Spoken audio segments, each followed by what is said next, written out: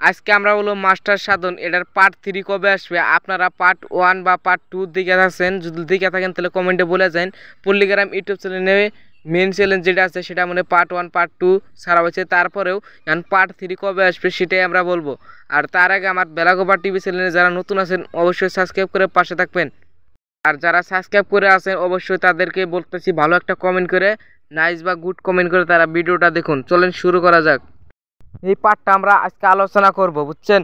আর আপনারা যে জানেন যে মাস্টার সাধন এই ভিডিওটা পুরো এইচডিতে কোয়ালিটি হইতেছে পল্লিগ্রাম ইউটিউব চ্যানেলে, সেই জন্য মাস্টার সাধন এই পার্টটা কবে আসবো আমি অনেক রিসার্চ করার পরে জেনেছি মাস্টার সাধনের এই পার্টটা শ্যুট করব না না করব সেটা আজকে আমি বলবো।